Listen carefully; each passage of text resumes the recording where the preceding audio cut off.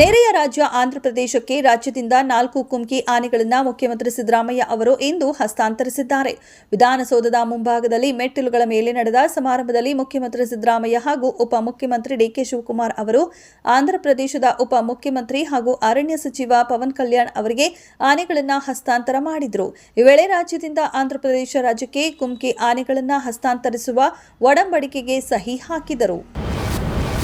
ವಿರೋಧ ಪಕ್ಷಗಳಿಂದ ಎದುರಾಗುವ ಕಠಿಣ ಪ್ರಶ್ನೆಗಳಿಂದ ಪಾರಾಗಲು ಹಾಗೂ ಗಮನವನ್ನು ಬೇರೆಡೆಗೆ ಸೆಳೆಯುವ ನಿಟ್ಟಿನಲ್ಲಿ ಆಪರೇಷನ್ ಸಿಂಧೂರದ ಬಳಿಕ ಸರ್ವ ಪಕ್ಷಗಳ ನಿಯೋಗವನ್ನು ವಿದೇಶಗಳಿಗೆ ಕಳುಹಿಸಿಕೊಡಲು ಪ್ರಧಾನಿ ನರೇಂದ್ರ ಮೋದಿ ನಿರ್ಧರಿಸಿದ್ದಾರೆ ಎಂದು ಕಾಂಗ್ರೆಸ್ ಆರೋಪಿಸಿದೆ. ಈ ಕುರಿತು ಹೇಳಿಕೆ ನೀಡಿರುವ ಕಾಂಗ್ರೆಸ್ ನಾಯಕ ಜೈರಾಮ್ ರಮೇಶ್ ಜಾಗತಿಕವಾಗಿ ಭಾರತಕ್ಕೆ ಧಕ್ಕೆಯಾಗಿದೆ ಎಂದು ಆರೋಪಿಸಿದ್ದಾರೆ.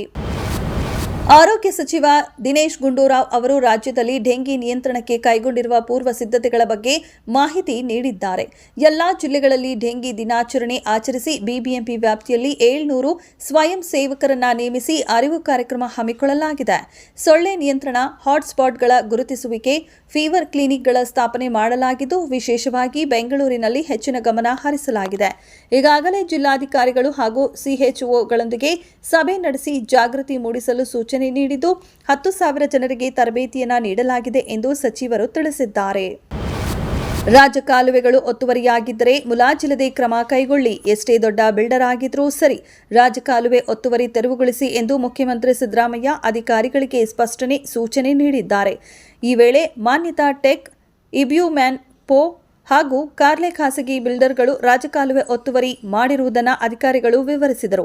ನೋಟಿಸ್ ಕೊಟ್ಟಿಲ್ಲವೇ ಒತ್ತುವರಿ ಆಗಿರುವುದನ್ನು ನೋಡಿಕೊಂಡು ಸುಮ್ಮನಿದ್ದೀರಾ ಎಂದು ಖಾರವಾಗಿ ಪ್ರಶ್ನಿಸಿದ ಸಿಎಂ, ಎಷ್ಟೇ ದೊಡ್ಡ ಬಿಲ್ಡರ್ ಆಗಿದ್ರೂ ಮುಲಾಜು ನೋಡಬೇಡಿ, ರಾಜಕಾಲುವೆ ಒತ್ತುವರಿ ತೆರವುಗೊಳಿಸಿ ಎಂದು ಸ್ಪಷ್ಟ ಸೂಚನೆ ನೀಡಿದರು.